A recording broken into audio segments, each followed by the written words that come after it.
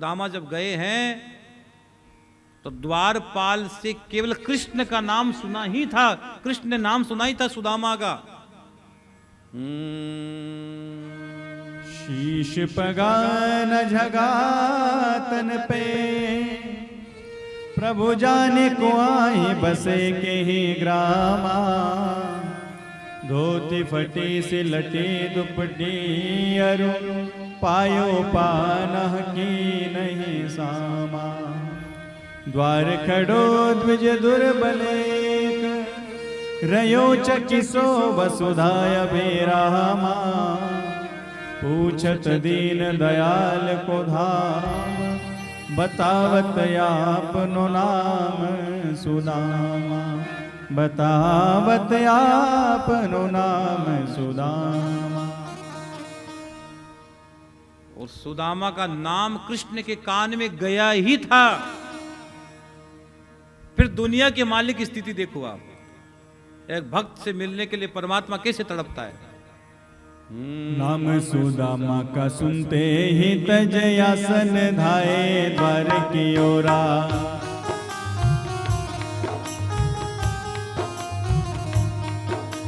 मुकुट कहीं तो कहीं पट उलझा, मिलन को व्याकुल धीरज खोदा।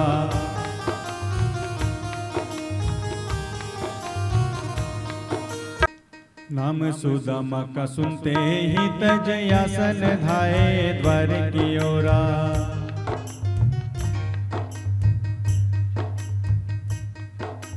मुकुट कहीं तो कहीं पट उलझा, मिलन को व्याकुल धीरज खोदा।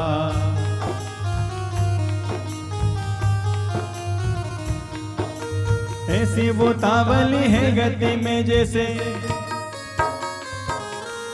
ऐसी वो तावली है गति में जैसे बावली वायु का मत झकोरा।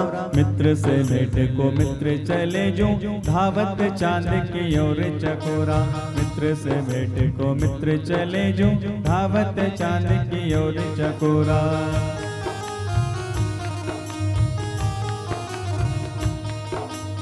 कौतूहल भर यहाँ दृश्य सब देख रहे, सुध बुद्ध खो के कृष्ण दौड़े कहाँ जाते हैं।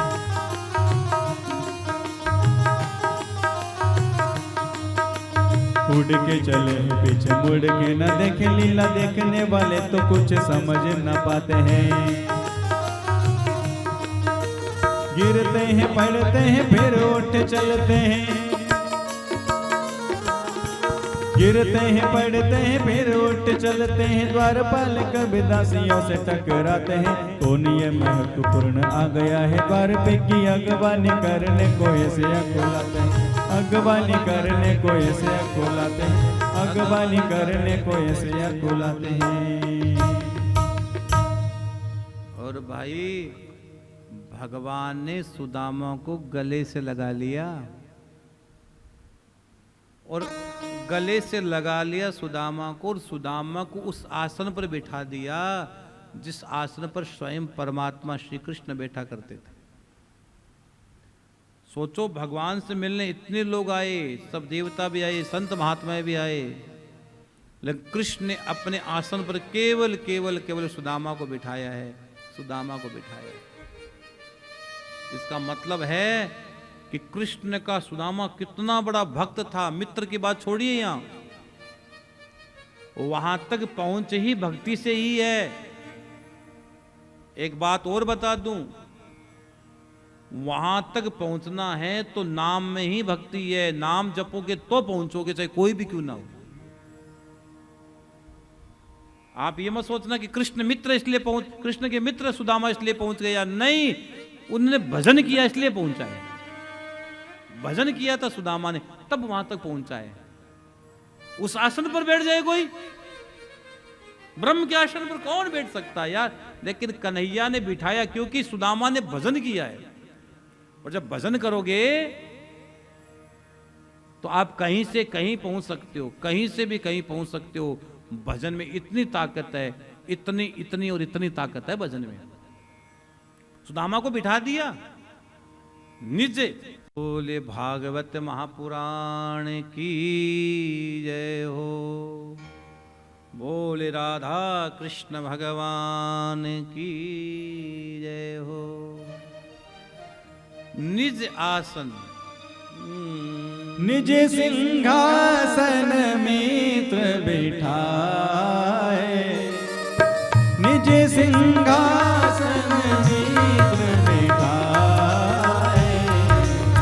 कृष्ण की महिमा कहीं नहीं जाए, कृष्ण की महिमा कहीं नहीं जाए।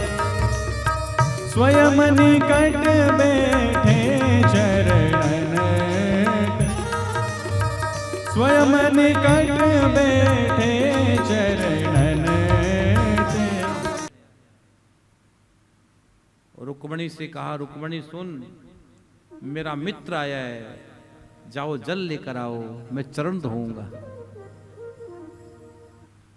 अब रुक्मणी जल लाने के लिए गई, रुक्मणी जल लाने के लिए गई और रुक्मणी जल लेकर आई ही नहीं थी, रुक्मणी जल लेकर नहीं आई थी। उसी समय भगवान ने पता क्या किया, अपने आंसुओं के जल से, हाँ हाँ हाँ, अपने आंसुओं से, ऐसे विहाल विवाहिन ते भय, कंटक जाल लगे पुनि जोए। आए महादुख पायो सखा तुम, आए ते नहीं ते दिन खोए। देखी सुदामा की दीन दशा, करुणा करके करुणा निधि रोए।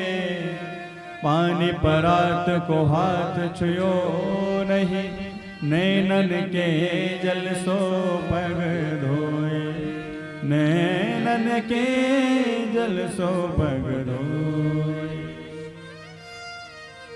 और भगवान ने अपने आंख के आंसुओं से, जल से मित्र के चरण धो दिए। रुक्मणी जल लेकर आई, तब तक तो मामला हो गया था पूरा। अब कौन कह सकता परमात्मा का मिलन, इससे क्या बड़ा मिलन होगा भाई रे, हैं? द्वारिकाधीश ने चरण धो दिए सुदामा के। यहां सेवक और स्वामी दोनों सार्थक करते कृष्ण, यहां कृष्ण सेवक और स्वामी दोनों भाव को सार्थक कर देते हैं। यहां सेवक भी है और कृष्ण स्वामी भी है।